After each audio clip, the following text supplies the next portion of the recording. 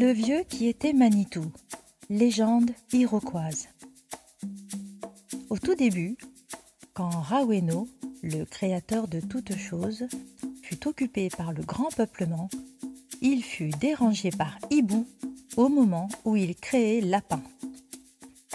Hibou était si curieux, il voulait tout voir.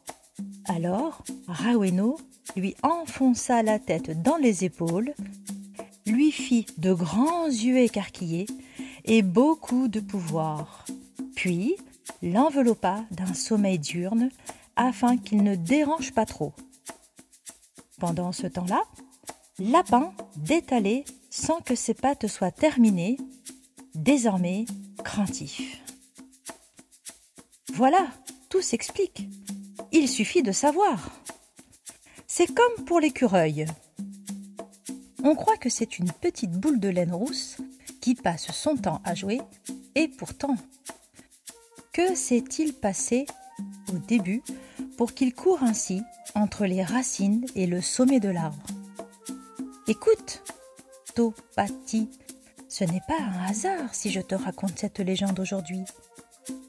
Toutes les choses ont un pouvoir, et les secrets sont sous nos yeux. Avant de connaître la médecine d'écureuil, tu dois oser regarder comme Hibou, seulement éclairé par la lune. Tu sais, quand les chamans étaient des bébés lucioles, qui distinguaient à peine leurs pieds dans la nuit, en ce temps-là, il y avait un bel écureuil qui murmurait des mots forts tout en mangeant des glands. Des chasseurs passèrent et l'écureuil se changea en vieil indien.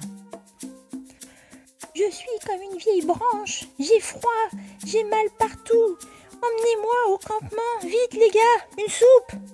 Les six braves passèrent, échangeant des plaisanteries. Alors le vieux suivit leurs traces en claudiquant et arriva à la tombée de la nuit dans leur campement. Les pots des wigwams étaient retombés. Le vieillard se plaignait de ses plantes de pieds crevassées. Je mange peu, j'ai froid, allez, faites-moi une petite place auprès du feu. Des voix s'élevèrent pour le chasser, d'autres pour lui dire d'aller voir ailleurs.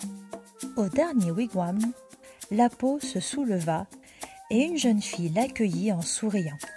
Elle tira une fourrure épaisse à côté du feu, alla en silence remplir une écuelle de soupe chaude et souffla dans le dos du vieux pour le réchauffer.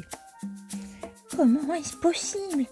Il y a ici un être humain qui s'est donné un sourire, sa chaleur, et qui partage sa soupe avec un vieux débris.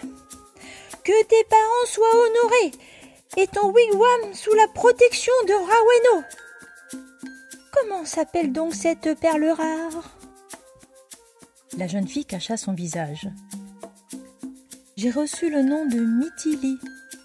Dans la langue de son peuple, ça voulait dire « fille qui n'a aimé aucun homme ». Le vieux hocha doucement la tête. Elle était à la fois gênée d'être une jeunette esselée et visiblement consciente de sa laideur.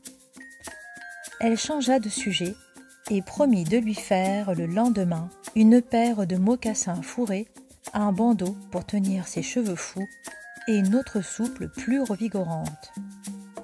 « On verra ça !» avait murmuré le vieillard dans son baragouinage d'écureuil. Au matin, il était comme mort, ne pouvant plus bouger. Des tumeurs rongeaient sa peau. Il n'avait pas digéré. Sa vessie ne pouvait plus se vider. Elle pensa qu'il était venu se réchauffer un peu avant de mourir. « Veux-tu bien me soigner, Mitili? Tu seras peut-être capable de me guérir. » Mitili haussa les épaules. « Va sur la colline, » reprit le vieux. « Trouve un bouleau jaune, ramasse écorce, feuilles, bourgeons, racines et un peu de sassafras. Si tu croises des toupillons de peupliers blancs bien soyeux qui volent au vent, remercie-les de venir à ta rencontre et ajoute-les à ta récolte. En rentrant, cueille donc du plantain. » La jeune fille obéit. Elle revint chargée composa les recettes dictées par le vieux mourant.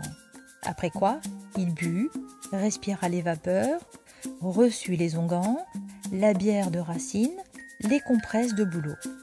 Le soir, il avait l'estomac libre, la peau lisse, la vessie vidée.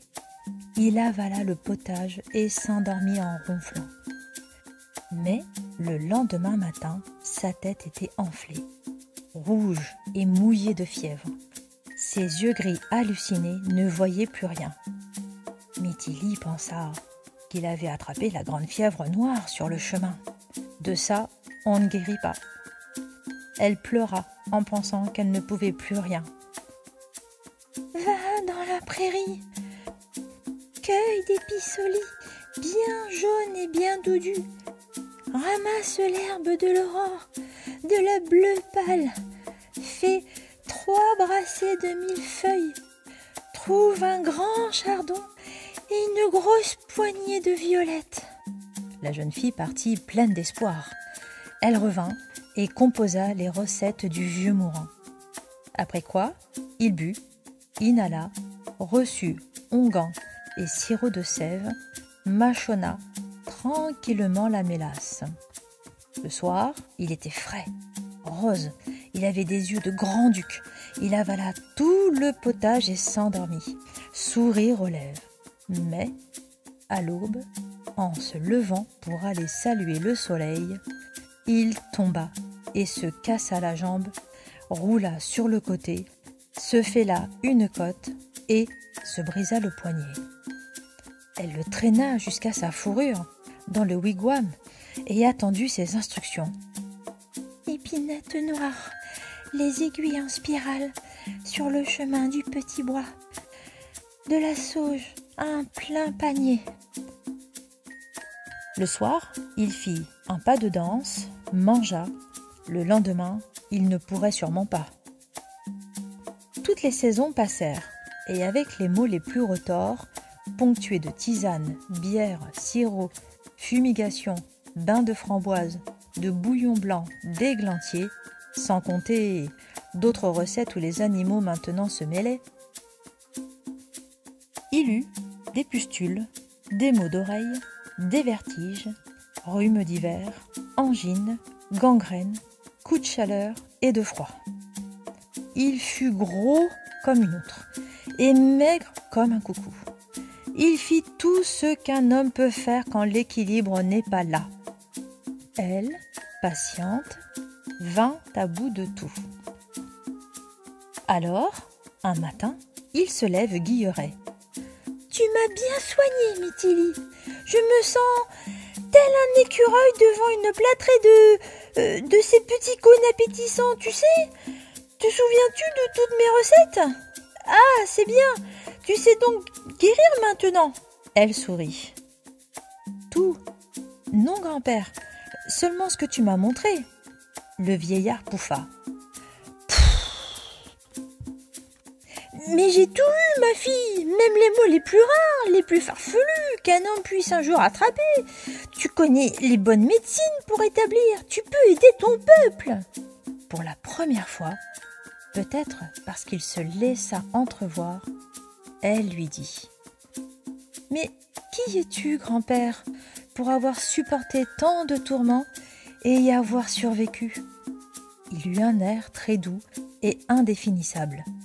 En sortant du wigwam, il murmura: « Je suis un Manitou, petite. » Puis il se changea en écureuil et disparut dans la lumière. Tu vois, Topati, grâce à son dévouement, Mytilly fut la première guérisseuse de notre peuple. Les Iroquois vinrent la consulter avec des présents, apprenant curieusement par là même à donner. Les Manitou l'appelaient « fille qui aime tous les hommes ». Les Iroquois l'appelèrent « six maris d'un coup ». Les braves qui s'étaient moqués du Manitou chassaient désormais pour elle. Ils cueillaient des plantes et faisaient d'autres choses agréables pour elle que tu as le temps d'apprendre. Maintenant que tu sais la légende, je vais t'enseigner la médecine d'écureuil. J'entends la voix des herbes, Hé hé, ho ho! Je prie, j'entends la voix des feuilles, grand-père écureuil. Santé sacrée, viens dans mon wigwam. Hé hé, ho ho! J'entends la voix des herbes, elles viennent pour guérir. Ce sont des morceaux de soleil. Hé hé, ho ho! Elles viennent en file indienne, elles viennent.